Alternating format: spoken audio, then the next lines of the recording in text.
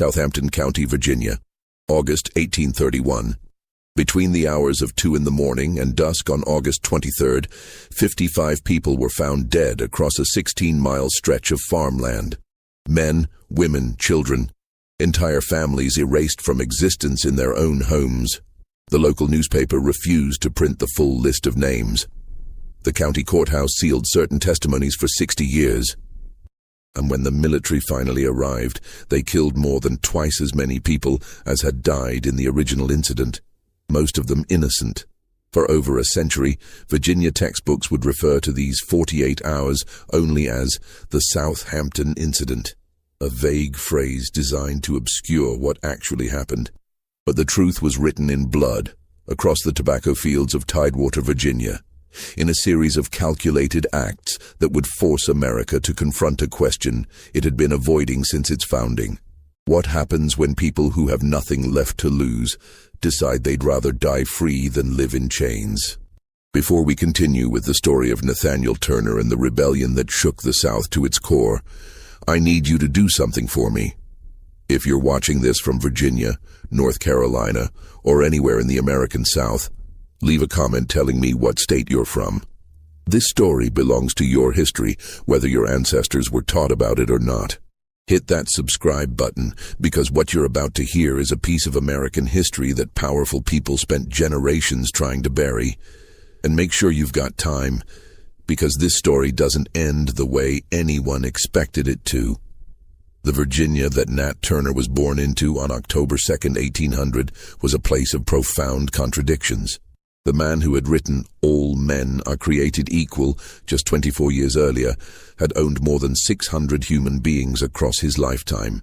The state that had given America 4 of its first 5 presidents was also home to one of the largest enslaved populations in the nation, nearly 500,000 people held as property. And Southampton County, where Turner would spend his entire life, embodied these contradictions more than most places. It was neither the brutal rice plantations of South Carolina nor the sprawling tobacco estates of the deeper South. It was something quieter, more insidious, a place where slavery wore a gentler mask but cut just as deep. Southampton County sat in the Tidewater region, where the land was losing its fertility after generations of tobacco cultivation. By the 1820s, the great plantation economy was giving way to smaller farms. White landowners were selling off their surplus slaves to the cotton plantations opening up in Alabama and Mississippi, a practice that tore apart families and sent people they'd known their entire lives into an abyss from which there was no return. The threat of being sold south hung over every enslaved person like a sword suspended by a thread. The county was roughly 60% black, about 7,600 enslaved people and 1,800 free people of color, compared to 6,200 whites. Jerusalem, the county seat, was a small town of barely 700 souls, built around a courthouse and a handful of churches. The landscape was flat and humid, cut through with swamps and dense pine forests. The Nottoway River snaked through the eastern part of the county, and beyond the farmland lay the Great Dismal Swamp, a vast wilderness where runaways sometimes disappeared for months or even years. Nathaniel Turner, who went by Nat, was born on Benjamin Turner's farm. His mother, Nancy, had been brought directly from Africa, and she passed down to her son a hatred of bondage that never dimmed. Nat's father, whose name has been lost to history, escaped when Nat was still young, vanishing into the north and leaving behind only the knowledge that freedom was possible if you were willing to risk everything for it. From childhood, Nat was different. He learned to read and write, an unusual thing for an enslaved child in Virginia. The white Turner family initially encouraged this, perhaps finding it amusing or useful. Nat devoured the Bible, and his intelligence was noted by everyone who knew him. He had a gift for preaching, for moving people with his words. But he also had visions, experiences he understood as divine communications. Once, as a child, he described events that had happened before his birth with such accuracy that the adults around him were unsettled. Some of the enslaved people began calling him the Prophet. When Nat was 21, he ran away from his enslaver Samuel Turner, Benjamin's son who had inherited him. For 30 days, he tasted freedom, moving through the woods and swamps, living on his wits. Then something happened that would define the rest of his life. He returned voluntarily. He claimed that the spirit had appeared to him in a vision, telling him that he had directed his wishes to the things of this world rather than the kingdom of heaven, and that he must return to serve his earthly master. The other enslaved people couldn't understand it. Why would anyone who had gotten away come back? But Nat's visions were becoming more frequent, more urgent. In 1825, he saw lights in the sky. In 1828, on May 12th, the spirit spoke to him clearly. The time was fast approaching when the first should be last, and the last should be first. The biblical language resonated through Nat's entire being. He began to see his purpose not as personal escape, but as liberation, as Moses leading his people out of Egypt. By 1830, Nat had been sold again, this time to a wheelwright named Joseph Travis, who had married Nat's legal owner, Sally Moore. Travis was not considered a particularly cruel man by the standards of the time, which meant only that he didn't whip people unnecessarily and provided adequate food. But adequate food and the absence of routine beatings don't make a cage feel less like a cage. Nat worked in the fields and in Travis's workshop, biding his time, watching for the sign he believed God would send. His family had been torn apart by the economics of slavery. His wife, Cherry, and their 2 children had been sold to Giles Reese, who owned a farm nearby. Nat could sometimes see them, but they belonged to another man. In February 1831, something happened that may have been the final straw. Reese's son used Nat's own son as collateral for a debt. Nat's child, his blood, had become a bargaining chip in a white man's financial troubles. Days later, on February 12, 1831, an annular solar eclipse passed over Southampton County. The sun appeared to have a black disk covering its center with a ring of fire around the edges. To Nat Turner, it looked like a black hand reaching across the face of the sun, the sign he had been waiting for. The time had come. Nat Turner spent the next 6 months in careful preparation. He moved slowly, deliberately, speaking only to men he trusted absolutely. He chose 4. Hark, who some called Hercules for his strength. Henry, who was enslaved on another farm. Nelson, a man known for his steady nerve. And Sam, whose owner lived near the Travis place. These were not impulsive men. They understood that what they were planning would likely end in their deaths, but they had decided that some things were worth dying for. They planned to begin on the 4th of July, 1831, Independence Day. The date itself was an act of defiance, a bitter commentary on the Declaration of Independence's beautiful lie. But Nat fell ill, and the date passed. They waited. They refined their plans. They tried not to think about what failure would mean. On August 13th, another sign appeared. The sun turned a bluish-green color, so strange that even white residents remarked on it in their letters and diaries. Modern historians believe it was likely caused by the volcanic eruption of an island off Sicily, particles in the atmosphere refracting the light in unusual ways. But to Nat Turner, it was divine confirmation. The hour had come. Sunday, August 21st, 1831, was oppressively hot, the kind of heat that made the air itself feel heavy, that pressed down on the tobacco plants until they seemed to wilt in surrender. That afternoon, the conspirators gathered in the woods near Cabin Pond, deep enough in the forest that their meeting wouldn't be noticed. They roasted a pig. 2 new men had been brought in, Jack, who was Hark's brother-in-law, and Will, an enslaved man who had been hired out to Nathaniel Francis. Will was known for his strength and his barely contained rage, the kind of anger that simmered just below the surface in so many enslaved men, but that Will had never quite learned to hide. They talked through the afternoon and into the evening. The plan was simple in outline, but terrifying in execution. They would move from house to house, killing the slave-holding families in their sleep, gathering weapons and recruits as they went.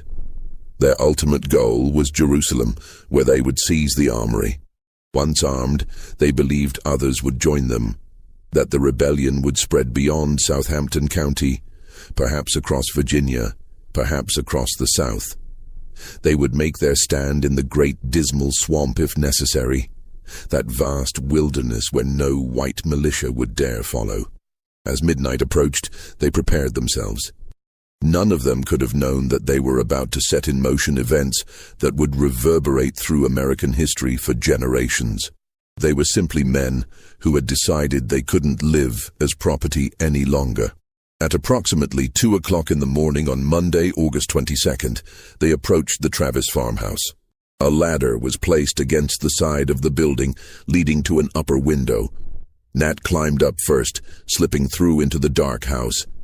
His feet found the floor without a sound. He moved through the shadows to the door and opened it from the inside, letting the others in. The Travis family was asleep.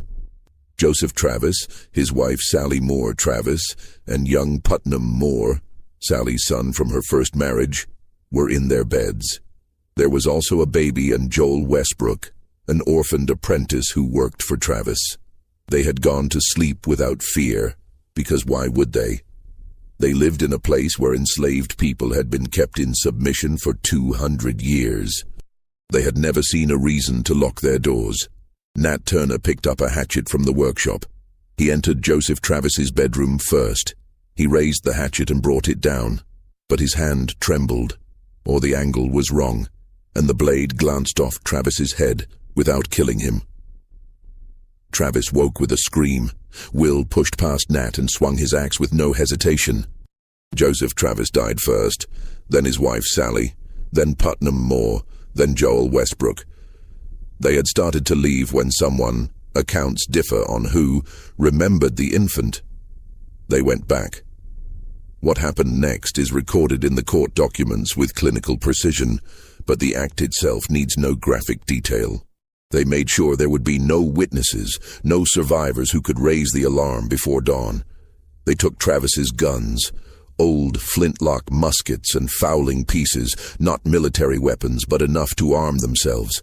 They took his horses, and they took his sword, which Nat would carry for the next 48 hours.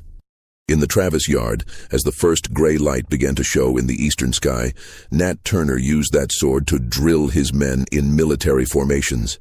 It was a surreal sight, enslaved men playing at being soldiers, practicing maneuvers they had seen white militias perform. Austin, who had been enslaved at the Travis farm and hadn't been included in the initial conspiracy, joined them there. The group now numbered 8. They moved to Salathiel Francis's place next. Francis was a poor white farmer who owned one enslaved man. They killed Francis while he was still in bed. His enslaved man ran and they shot at him but missed. At each house they made the same grim calculation, speed versus thoroughness, the need to prevent anyone from riding ahead to warn others. At Piety Reese's farm, Nat made a decision that reveals something about his state of mind. His own wife, Cherry, and his children were enslaved there. He had the power in that moment to see them, perhaps to take them with him, but he passed by without stopping. Perhaps he knew that having his family with him would slow them down. Perhaps he wanted to keep them away from what was coming. Perhaps he knew that this was not a rescue mission but a war, and in war, personal concerns have to be set aside. We'll never know his reasoning, but the choice must have cost him something. They killed Piety Reese and her son. They critically wounded the farm's overseer, and they moved on. By mid-morning their numbers had grown. At some farms, enslaved men joined them immediately. At others, people refused, either from fear or from loyalty to their enslavers, or simply from the paralyzing uncertainty of the moment. The rebels understood. They didn't force anyone to join, though their very presence put every enslaved person in the county in danger by association. At Elizabeth Turner's farm, they killed the widow Elizabeth and her neighbor Mrs. Newsom, along with the overseer Hartwell Peebles. The group split here. Hark took 6 men on foot toward Henry Bryant's house, while Nat led 9 mounted men toward Catherine Whitehead's place. The Whitehead farm would be the site of the rebellion's largest casualty count. Catherine Whitehead was a widow. Her household included her elderly mother, her adult son Richard, 4 daughters, and a grandchild. When the rebels arrived, most of the family was still in the house. They didn't have time to run. It was here that Nat Turner personally took a life. One of Whitehead's daughters, Margaret, managed to escape the initial attack and ran for the woods. Nat pursued her. The accounts say he caught her some distance from the house, near a fence. He struck her with a fence rail, then used his sword. It was the only person Nat himself killed during the entire rebellion, a detail he would later confess to attorney Thomas Gray. Why he was willing to plan and lead a rebellion but reluctant to kill with his own hands is another question without an easy answer. Perhaps the divine visions that drove him to rebellion didn't extend to the physical act of taking life. Perhaps he understood his role as leader and strategist rather than executioner. Or perhaps in that moment he simply had to prove to himself and his men that he wouldn't ask them to do anything he wouldn't do himself. By noon on Monday, August 22nd, the rebels had killed approximately 45 people across multiple farms. They had grown to about 60 men, some mounted, some on foot, armed with whatever they could gather: axes, clubs, guns, knives, farm implements. They were moving toward Jerusalem, following a route that took them past the largest plantations where they hoped to gather more recruits. But word had gotten ahead of them. A few people had managed to escape and raise the alarm. White families were fleeing to Jerusalem or barricading themselves in their homes. Men were gathering, arming themselves, organizing. The element of surprise was gone. The next few hours would determine whether Nat Turner's rebellion would become a revolution or a massacre. As we continue, I want you to think about what you would have done in that situation. If you were enslaved and you heard that others had risen up, would you have joined them, knowing the almost certain consequences? Would you have hidden, hoping to survive? Drop a comment with your thoughts. Hit that like button if you're as gripped by this story as I am. Because what happens next shows us something about human nature that's both inspiring and terrifying. The afternoon of August 22nd saw everything begin to unravel. About 3 miles from Jerusalem, the rebels encountered their first organized resistance. A small force of armed white men had positioned themselves at James Parker's farm. The two sides exchanged shots. The rebels, despite outnumbering the defenders, were driven back. Most of them had never been in a real fight before, had never faced people shooting back at them. The white defenders, though outnumbered, had the advantage of position and experience with weapons. The rebels retreated in some disorder, regrouping in the woods. Nat Turner tried to hold them together, to rally them for another push toward Jerusalem. They moved to another farm, where they thought they might find more recruits and supplies. But the alarm had spread faster than they could ride. White men were converging from all directions: local militia, volunteers from neighboring counties, even men from North Carolina crossing the border to help suppress what they saw as an existential threat. By evening, when the rebels made camp at Thomas Ridley's plantation, Turner had about 40 men still with him. They were exhausted, hungry, and beginning to understand that their window of opportunity was closing. Some of the men who had joined them in the morning had already slipped away, melting back into the woods, hoping to reach their home farms before anyone noticed they'd been gone. The night was tense. Sentries were posted. Every sound in the darkness could be an approaching militia. Just before dawn, the sentries thought they heard something and went to investigate. They found nothing, but when they returned to camp, their arrival spooked the other rebels. There was a commotion, shouting, confusion in the darkness. Several men fled into the woods. By sunrise on Tuesday, August 23rd, Turner's force had shrunk even further. They made one more attempt, approaching Samuel Blunt's plantation, believing Blunt had abandoned it. But Blunt and 5 other white men had fortified the house, and when the rebels approached, they opened fire from the windows. The rebels scattered. In the chaos, Nat Turner became separated from the others. The rebellion was effectively over. Less than 48 hours after it began, Turner's army had dissolved. Small groups of rebels were being hunted through the woods by increasingly large numbers of armed white men. Some were captured, some were shot. A few managed to hide, lying low in the swamps and forests, hoping to survive until the fury passed.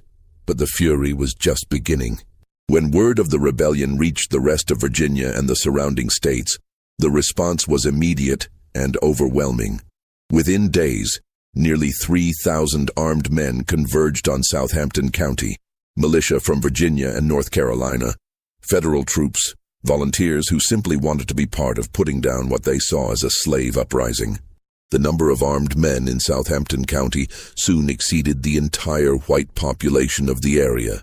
What followed was a campaign of retribution that shocked even some of the white observers who witnessed it. Armed mobs moved through the county, seeking out anyone they suspected of being involved in the rebellion.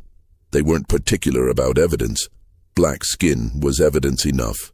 A newspaper editor from Richmond who traveled to Southampton County to report on the events wrote that the white retribution was hardly inferior in barbarity to the atrocities of the rebels. White men, drunk on fear and rage, killed black people, enslaved and free, throughout the county. They mounted some of the heads on poles along the roads as warnings. They committed acts of torture trying to extract information about other conspirators. The exact number of people killed in this wave of violence will never be known. Contemporary accounts mention as many as 120 black people killed by white mobs in the days following the rebellion. Most were innocent of any involvement. Some had actually helped white families hide or escape. It didn't matter. The terror that white Virginians felt, the sudden understanding that the people they enslaved might hate them enough to kill them, manifested as indiscriminate violence. One company of militia from Hartford County, North Carolina, reportedly killed 40 black people in a single day and looted the bodies, taking $23 and a gold watch.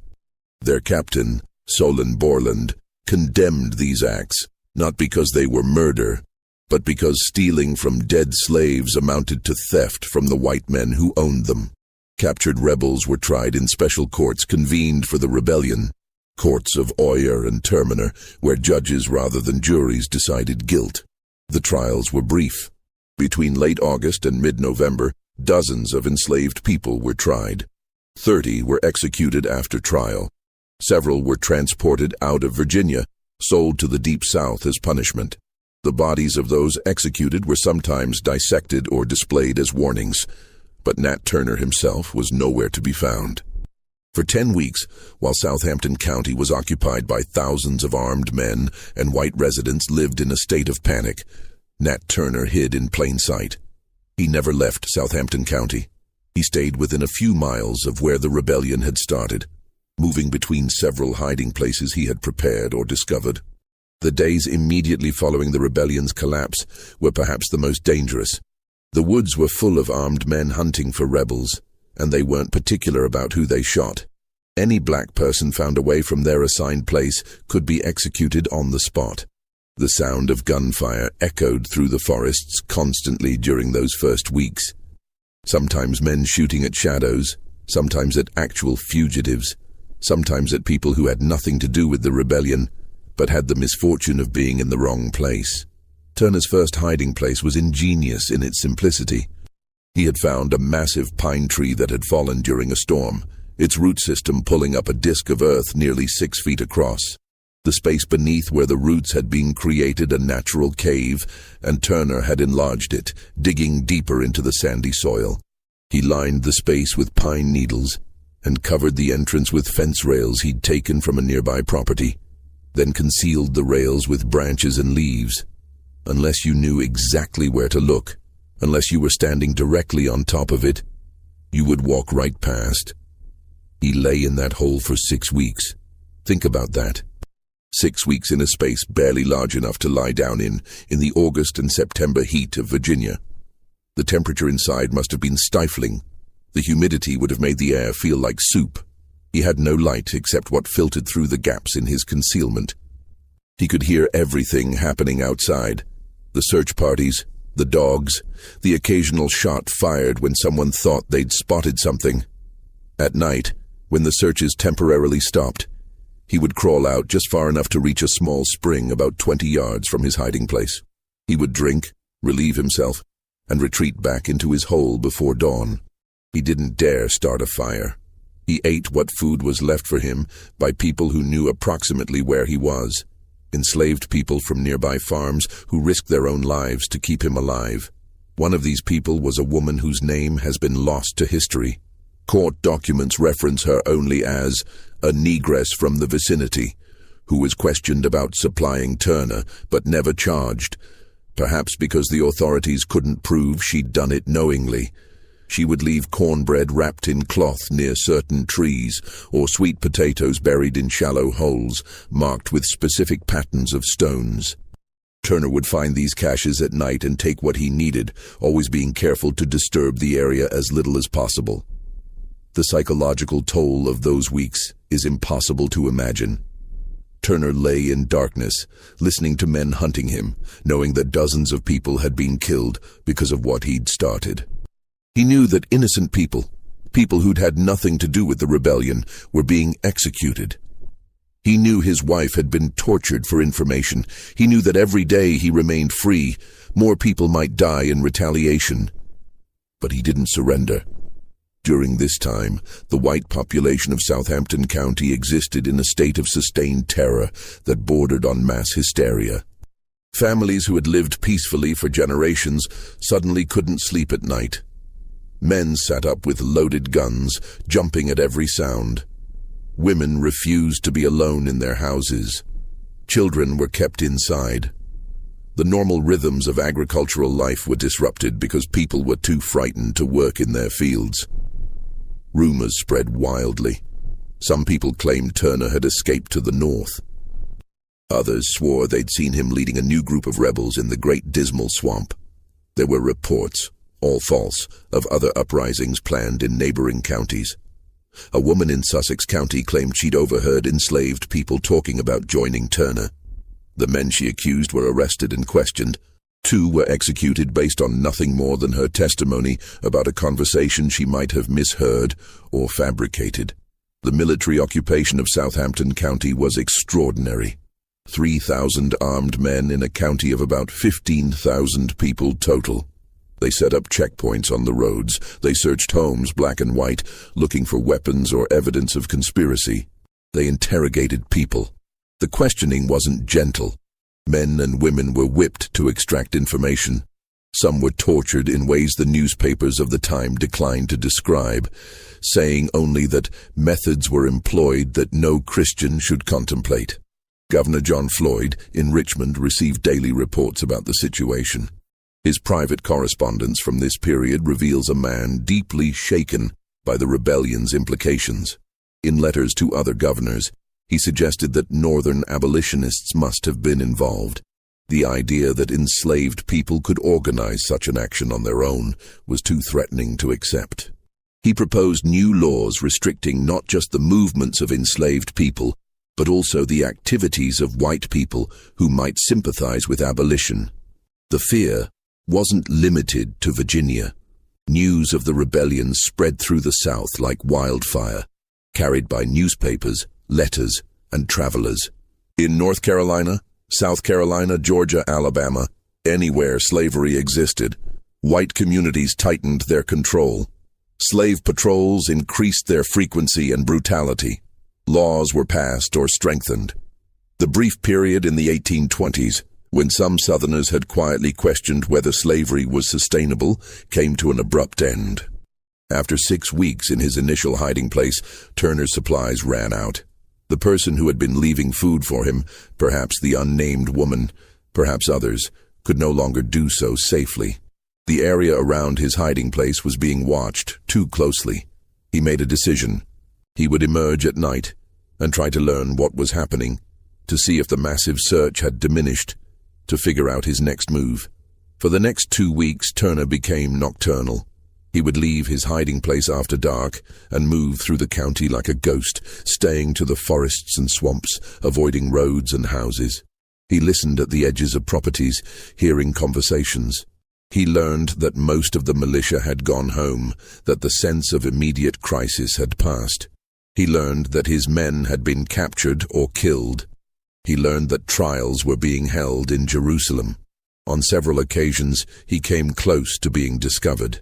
Once, while drinking from a stream, he heard dogs approaching and had to climb a tree, pressing himself against the trunk while a search party passed beneath him, their lanterns casting moving shadows through the woods. Another time, he nearly walked into a group of men camped in a clearing, discovering them only when he heard their voices and smelled their fire. He also learned, during these night travels, what the rebellion had cost. He overheard white men talking about the reprisals, about the number of black people killed. He heard them joke about it, describe it casually, as though they were discussing hunting deer rather than executing human beings.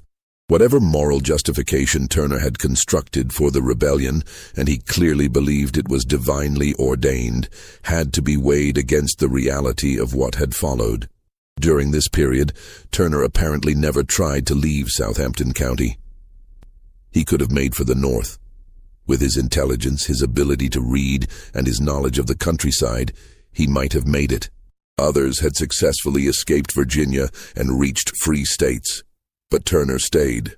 Some historians argue he was waiting for another opportunity, that he still believed the rebellion might reignite if he could gather more followers. Others suggest he felt a responsibility to the people who had followed him, that abandoning them felt like a betrayal, worse than death. In early October, Turner moved to a new hiding place. This one was even more audacious, a cave-like depression beneath another fallen tree, this one on land belonging to a man named Peter Edwards. It was less than a mile from where the rebellion had started. The authorities had already searched this area multiple times. Perhaps Turner figured they wouldn't search it again, or perhaps he simply ran out of options. He dug deeper into this new hiding place, creating a space large enough to sit up in. He gathered provisions, roots, wild plants, anything he could forage at night. He settled in for what he must have known couldn't last forever. Every day he remained hidden was another day alive, but the odds were catching up with him. On the morning of October 30th, 1831, a farmer named Benjamin Phipps was walking his property. Phipps was not part of the active search parties anymore. Most men had returned to their normal work. But everyone in the county remained alert, watchful. Phipps carried a shotgun out of habit now, something he hadn't done before August. Something caught his eye near the edge of his property line. A pattern in the ground that didn't look quite natural. Perhaps it was the way the fence rails were arranged, or the fact that the leaves covering them seemed too deliberately placed. He approached slowly, shotgun raised.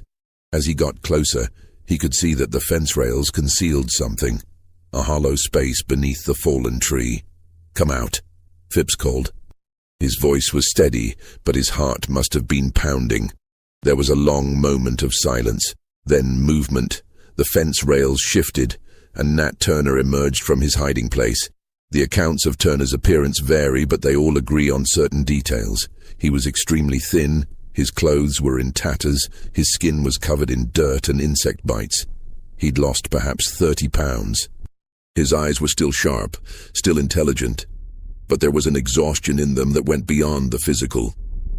Phipps later said that Turner didn't seem surprised to be found, almost as though he'd been expecting it. "Are you Nat Turner?" Phipps asked, though he must have known the answer. Turner nodded. He didn't try to run. He didn't resist when Phipps motioned with the gun for him to walk ahead of him. As they made their way toward Phipps's house, Turner allegedly asked only one question: "How many of my men are still alive?" Phipps told him the truth.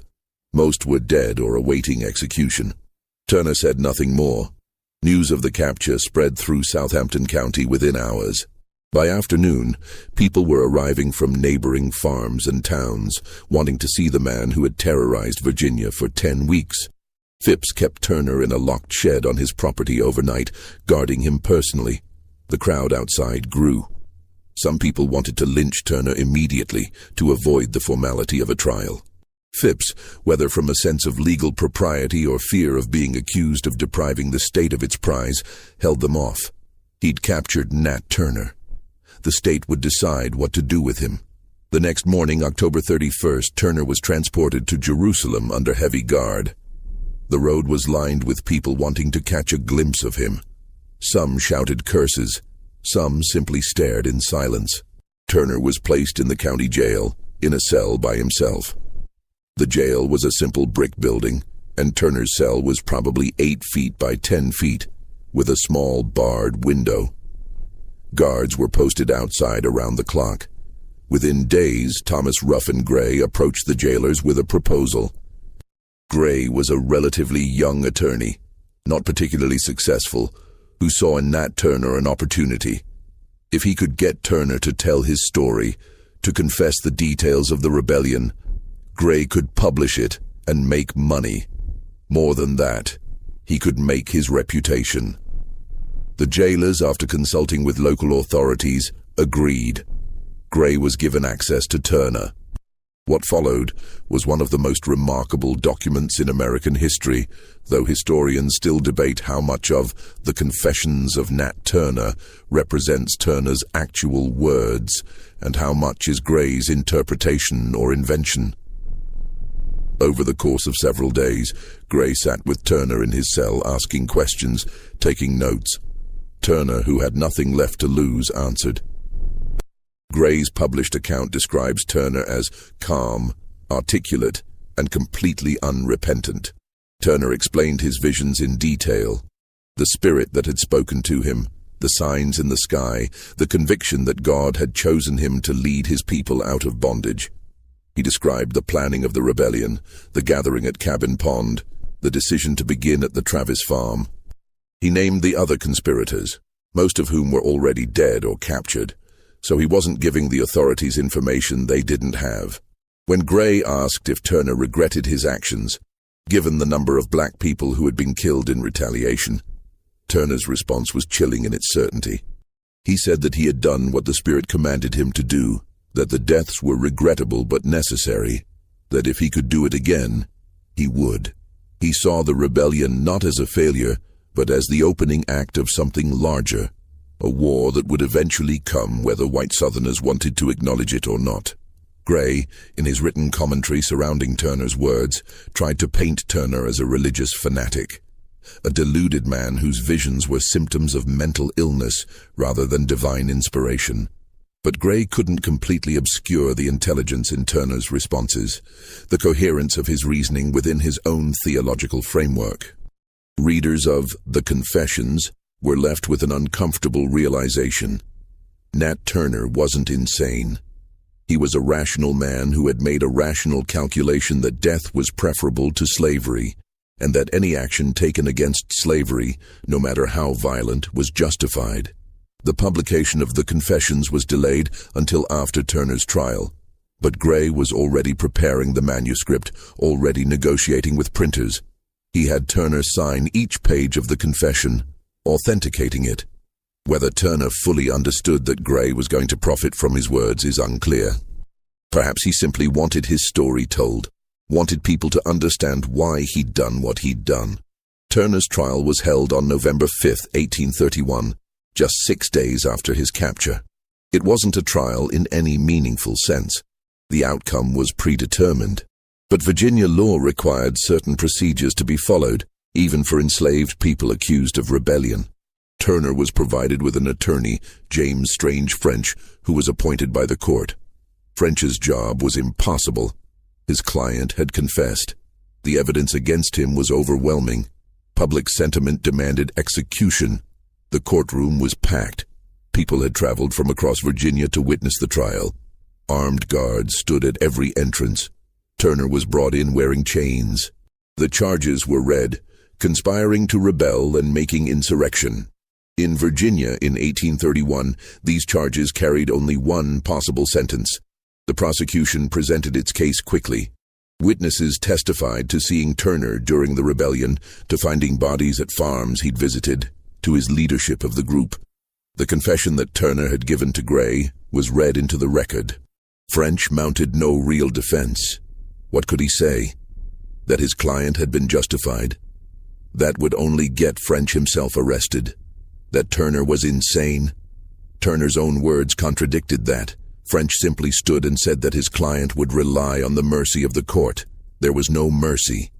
The judges, there was no jury in these special courts of Oyer and Terminer, deliberated for less than an hour. They returned with the inevitable verdict: guilty. The sentence was death by hanging, to be carried out on November 11th, 6 days away. Turner showed no emotion when the sentence was read. He'd known what was coming. Perhaps in his mind, he'd accepted death weeks ago, during those long days and nights hiding beneath the fallen trees. Perhaps he'd accepted it in August, when he first raised a hatchet against Joseph Travis. Or perhaps he'd never feared death at all, believing that what came after would be better than what he'd lived through. In the 6 days between his sentencing and execution, Turner was visited by several people. Some were curiosity seekers who'd bribed the guards for a chance to see the notorious rebel. Others were ministers who tried to get him to renounce his visions, to confess that he'd been misled by Satan rather than inspired by God. Turner refused. He maintained until the end that he'd acted according to divine will. On November 11, 1831, at approximately noon, Nat Turner was led from his cell to the gallows that had been erected near the courthouse in Jerusalem. The crowd that gathered to watch his execution numbered in the hundreds, perhaps more than 1,000. They came from all over southeastern Virginia, from North Carolina, even from as far as Richmond. Some came out of anger, wanting to see justice done. Others came out of morbid curiosity. A few, though they didn't dare show it, came to honor a man they saw as a martyr. Turner walked to the gallows without assistance. His chains had been removed for the execution. There was no point in them anymore. He climbed the steps. The executioner was Edward Butts, the deputy sheriff of Southampton County. A minister offered one last chance for Turner to repent. Turner declined. When asked if he had any final words, Turner reportedly said only, "Was not Christ crucified?" The hanging itself was quick. The trapdoor opened, Turner dropped, his neck broke. He died almost instantly. His body was left hanging for an hour, as was customary, to ensure death, and to serve as a warning. Then it was cut down. What happened to Turner's body next is where history shades into horror. According to multiple contemporary accounts, Turner's body was not simply buried. It was dissected, ostensibly for medical study, though this was likely a pretext. His body was flayed, the skin preserved. Pieces of his skeleton were kept as souvenirs. His skull was reportedly passed among various white families in Southampton County and beyond. As late as the 1990s, a family in Virginia claimed to possess it, though DNA testing to confirm its identity has never been conclusive. This desecration of Turner's corpse served a purpose beyond mere vengeance. It was meant to reduce him from a man to an object, to rob him even of dignity in death. But it had the opposite effect in the long run.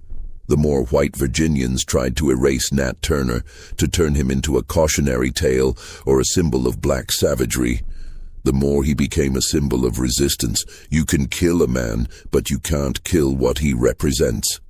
Just when we thought we'd seen the full horror of what happened in Southampton County, the aftermath becomes even more chilling. If this story is giving you chills, share this video with someone who loves dark mysteries from American history. Hit that like button to support content that doesn't shy away from the difficult parts of our past. And make sure you're subscribed, because we're about to explore how Virginia tried to bury this story, and why it terrified the South for decades. The South's response to Nat Turner's rebellion revealed fears that had always lurked beneath the surface of slave society, and the lengths to which the system would go to protect itself. Within weeks of the rebellion, southern states enacted new laws designed to prevent any similar uprising. Virginia passed legislation making it illegal to teach enslaved people to read or write, the logic being that if Nat Turner could read the Bible and interpret it for himself, then literacy itself was dangerous. The law carried severe penalties. Whites who taught enslaved people to read could be fined and imprisoned. Free black people who did so could be whipped or sold back into slavery. But the legislative response went far deeper than literacy laws. Virginia's General Assembly essentially rewrote the legal framework governing enslaved people's lives, creating what amounted to a police state within a state. Enslaved people could no longer hold religious meetings without a white person present. Not just a white minister, but any white adult who could report suspicious activity. The law specified that any gathering of more than 5 enslaved people for religious purposes without white supervision was illegal and punishable by whipping. This destroyed the independent black church communities that had existed in pockets throughout Virginia. Communities where enslaved people had found not just spiritual solace, but also rare spaces to speak freely, to maintain their own cultural traditions, to be something more than property. The laws also restricted movement in ways that hadn't existed before. Previously, enslaved people with written passes from their owners could travel relatively freely within certain bounds. After Turner, those passes had to specify exact destinations, exact times of departure and return, and the precise purpose of travel. Enslaved people found without proper documentation could be detained, whipped, and returned to their owners, who would then be fined for allowing their property to roam. The slave patrols, which had always existed but operated sporadically, became constant presences on Virginia roads. Poor white men were paid to ride the countryside at night, stopping any black person they encountered, checking papers, using any excuse to inflict violence that reinforced the social order. Perhaps most insidiously, the new laws created incentives for enslaved people to inform on each other. Any enslaved person who reported a conspiracy, real or imagined, would receive their freedom and a financial reward. This provision poisoned the trust that had existed within enslaved communities. How could you confide in anyone when the person you trusted might see you as their ticket to freedom? The architects of these laws understood something fundamental about resistance. It requires solidarity, and solidarity requires trust. Destroy the trust, and you destroy the capacity for organized rebellion. The economic impact of these new restrictions was substantial, but deemed necessary. Enslaved people who had been hired out to work in towns, a common practice that allowed some enslaved people to develop skills and even earn small amounts of money, were suddenly forbidden from such arrangements in many cases. The fear was that urban environments, with their anonymity and mixing of free and enslaved populations, created too many opportunities for conspiracy. Some Virginia towns passed ordinances prohibiting enslaved people from living within town limits, unless they were house servants directly supervised by their owners. This pushed black communities further into isolation, further away from the possibilities of education or economic advancement that urban areas sometimes rarely offered. The crackdown extended to free black people with a ferocity that revealed how tenuous their freedom had always been. In the months after the rebellion, several Virginia counties essentially expelled their free black populations through a combination of official harassment and unofficial terror. Free black property owners suddenly found their land titles challenged in court. Free black craftsmen found themselves unable to obtain licenses to practice their trades. The message was clear: your freedom is provisional, revocable, dependent on white tolerance that can evaporate overnight. Hundreds of free black families left Virginia in the early 1830s, migrating to northern states or to Liberia, the African colony established by the American Colonization Society as a place to send free black people who white Americans didn't want living among them.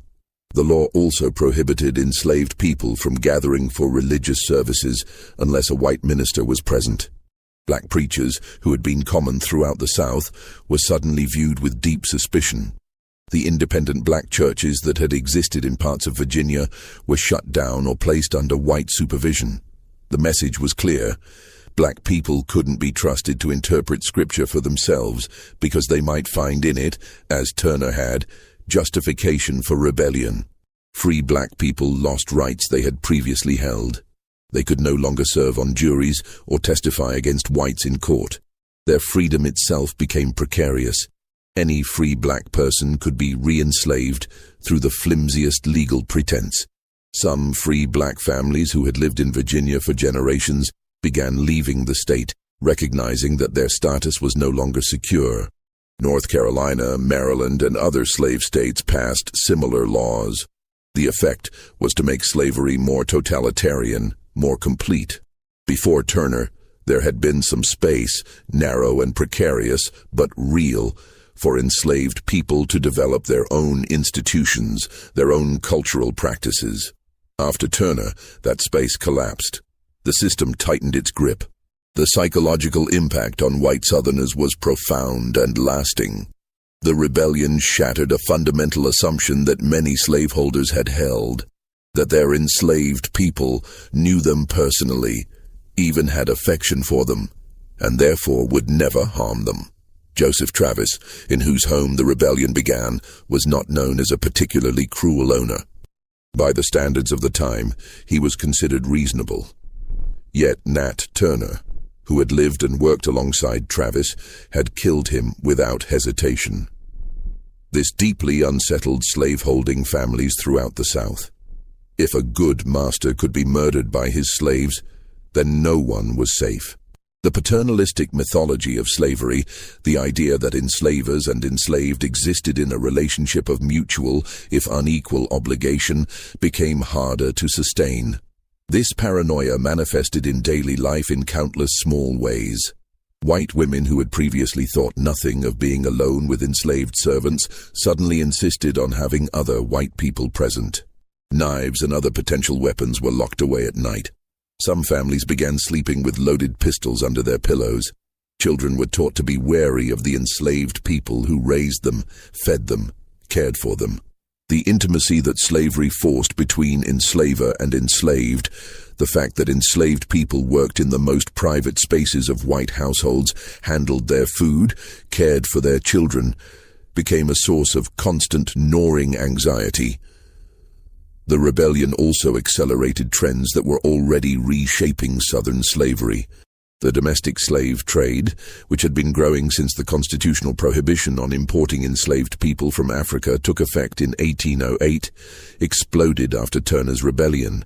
Virginia and other Upper South states, where soil exhaustion was making large-scale agriculture less profitable, became exporters of enslaved people to the expanding cotton plantations of the Deep South. Thousands of enslaved people from Virginia were sold south in the 1830s and 1840s. This served multiple purposes. It was profitable for cash-strapped Virginia planters. It reduced the concentration of enslaved people in areas like Tidewater, Virginia, where they outnumbered whites. And it broke up potential networks of resistance by scattering communities. The terror of being sold south became one of the most powerful tools of control in the Upper South.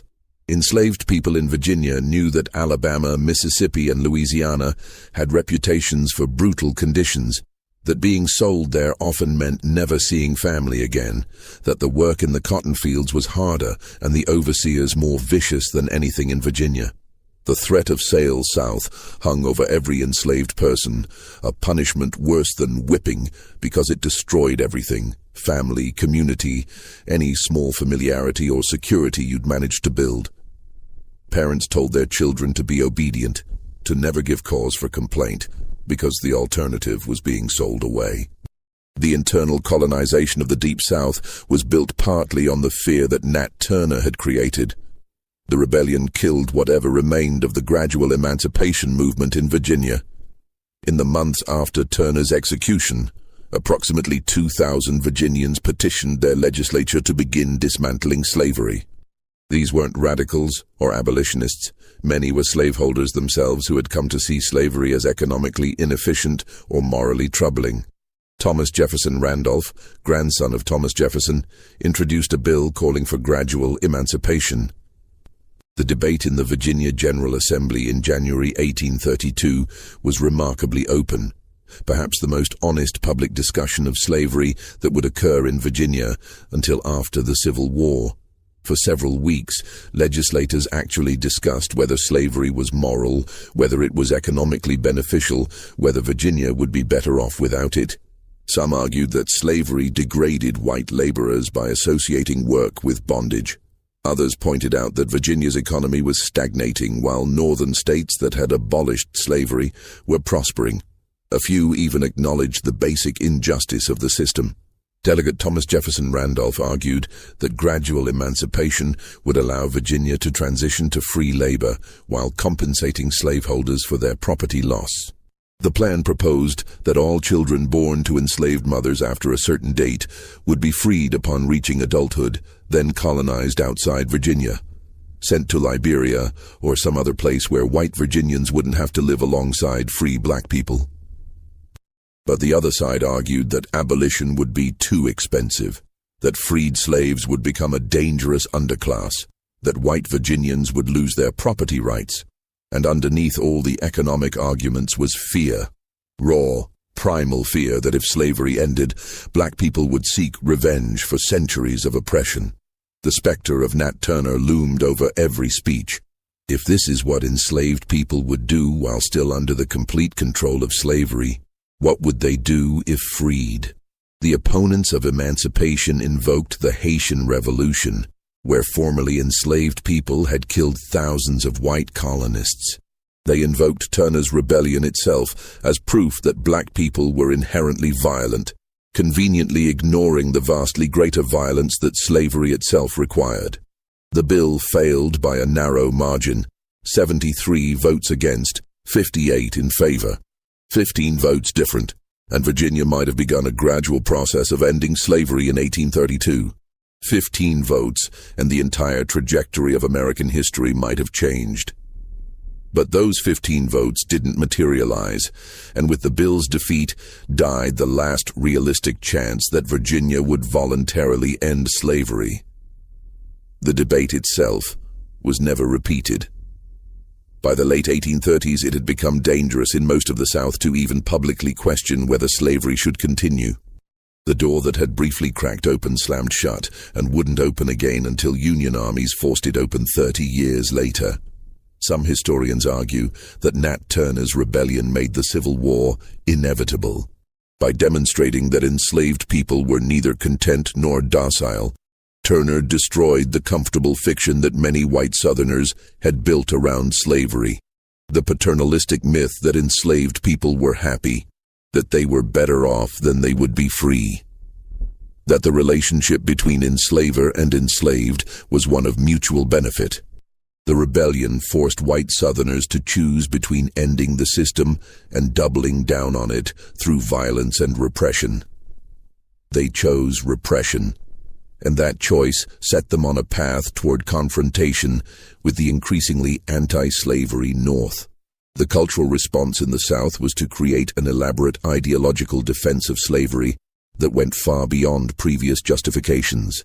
Before Turner, many Southerners had defended slavery as a necessary evil, unfortunate perhaps, but economically essential and impossible to end safely. After Turner, that rhetoric shifted. Slavery became a positive good, a system that benefited both races, a divinely ordained hierarchy that reflected natural differences between white and black people. Southern ministers produced sermons arguing that the Bible endorsed slavery. Southern scientists produced pseudo-scientific treatises claiming that black people were biologically inferior, less intelligent, more suited to servitude. Southern politicians argued that slavery was the foundation of Southern civilization, of white liberty itself, that only by enslaving black people could white men be truly free and equal to each other.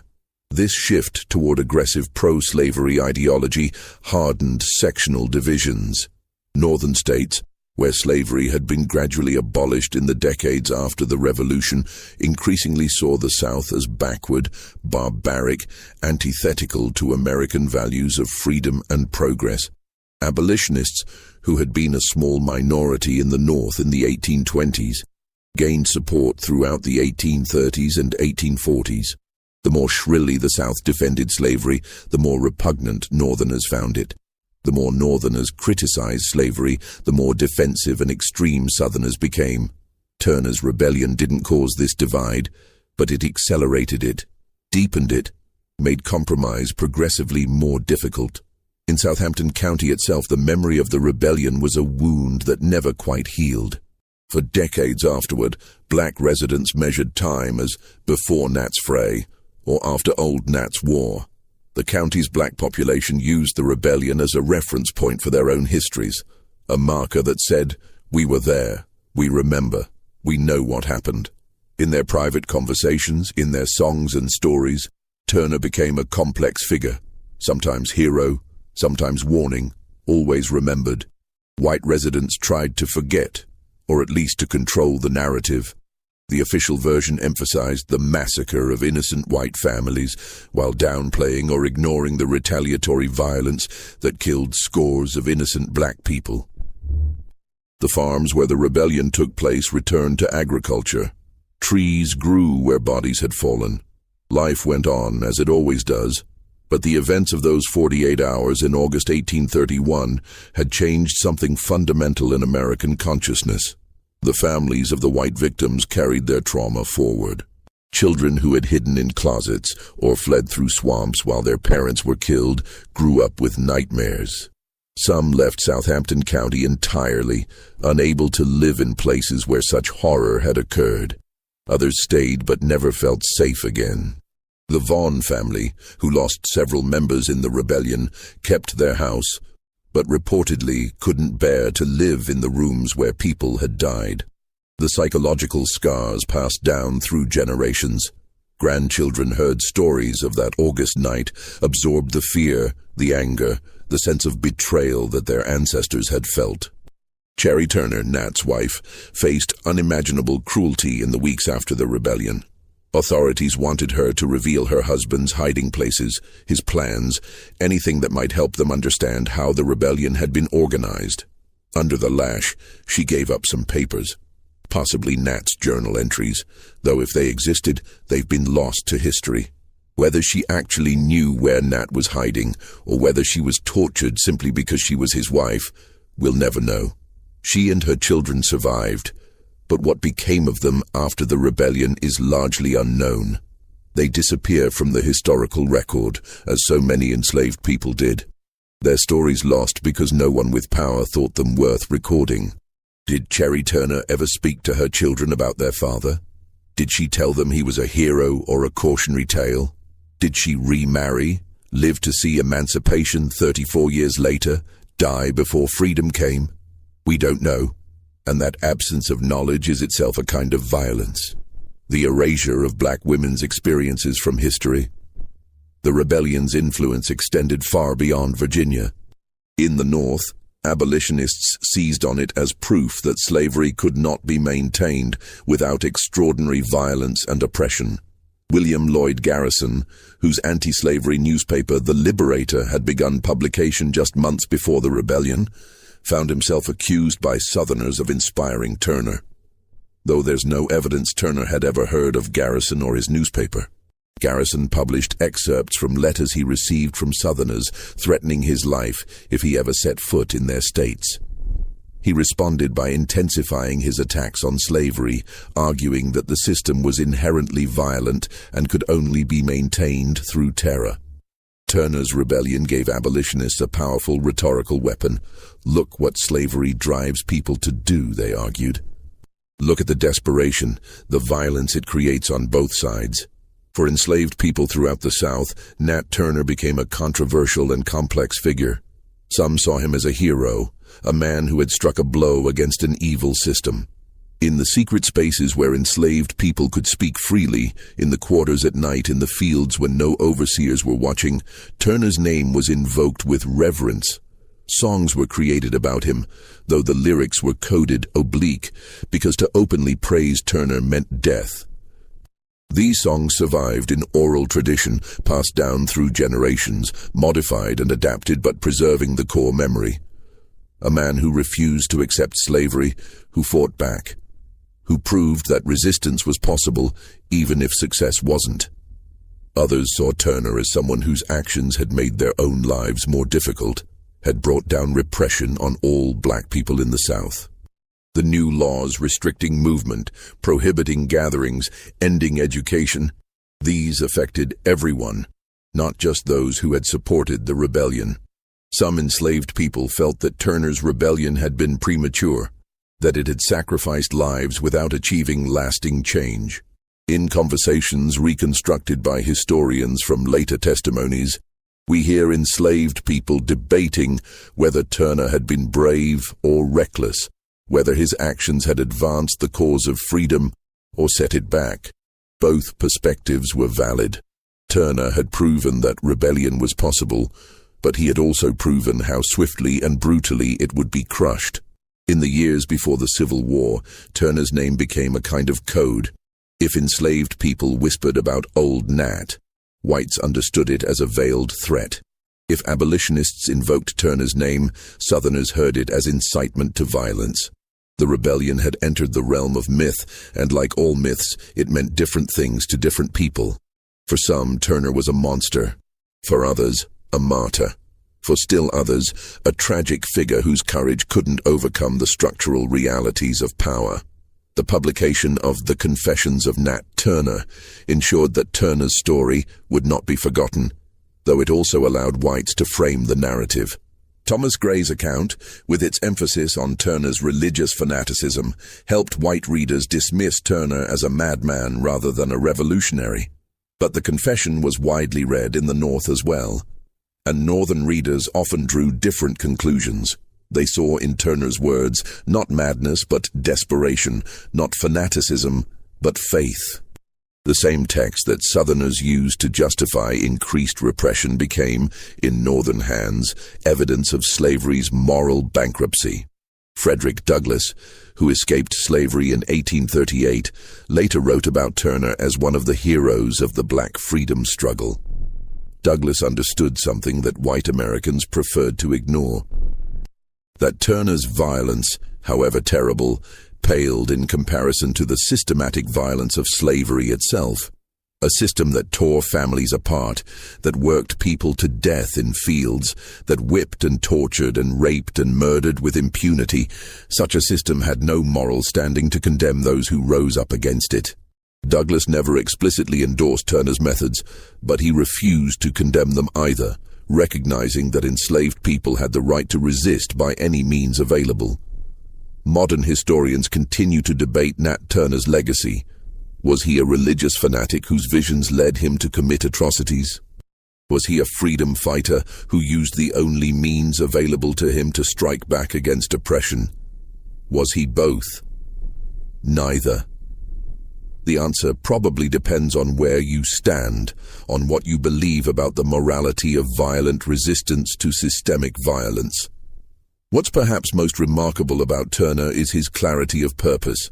He never wavered, never expressed doubt, never asked for forgiveness.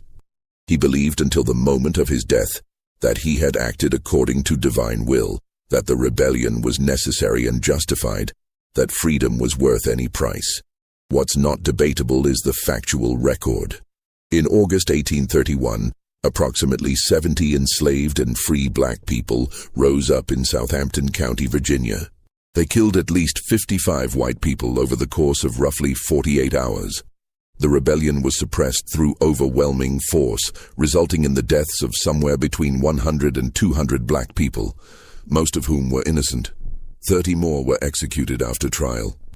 And the man who led the rebellion, Nathaniel Turner, was captured, tried, and hanged 10 weeks after the rebellion ended. The ripples from those 48 hours spread across decades. The Civil War, which would break out 30 years later, had many causes: economic differences between North and South, the question of whether slavery would expand into new territories, the growing moral opposition to slavery in the North. But underneath all those political and economic factors lay a simple truth that Nat Turner had forced the South to confront. Enslaved people desperately wanted their freedom, and if they couldn't gain it peacefully, they would fight for it violently. That knowledge terrified Southern slaveholders, and their fear drove them to increasingly extreme positions until compromise became impossible. Today, Southampton County has a driving tour of sites associated with the rebellion. The state of Virginia has erected historical markers, though it took until the 1990s for the first one to go up. The Rebecca Vaughan House, the last surviving building where people were killed during the rebellion, was added to the National Register of Historic Places in 2006. These are small acknowledgements of events that the state once tried to erase from history entirely. But the deeper questions raised by Nat Turner's rebellion remain unresolved. What do we owe to history? How do we remember events that are simultaneously heroic and horrific, depending on your perspective? How do we honor the people who fought against oppression while acknowledging that their methods involved killing women and children? How do we condemn the system of slavery without erasing the complexity of individual choices made within that system? Nat Turner's rebellion doesn't offer easy answers. It offers only the raw fact of itself, a moment when people who had been treated as property decided they were human beings, and they acted on that belief with a terrible, focused determination that shook an entire region to its core. The blood spilled in Southampton County in August 1831, both that of the white families killed in the rebellion and that of the black people killed in its aftermath, is part of the foundation on which modern America was built. We can't wash it away. We can only try to understand it. This story shows us that the history we're taught is often sanitized, simplified, made comfortable for modern audiences. The truth about slavery, about rebellion, about the violence that built America, is far more complex and disturbing. What do you think of this story? Do you believe we're taught the full truth about events like Nat Turner's rebellion? Do you think violent resistance to slavery was justified? Leave your comment below. If you enjoyed this deep dive into a story that powerful people tried to erase, subscribe to this channel, hit that notification bell, and share this video with someone who wants to understand American history beyond what they taught us in school. There are dozens more stories like this one, buried, obscured, or deliberately forgotten. Let's bring them into the light together. See you in the next video.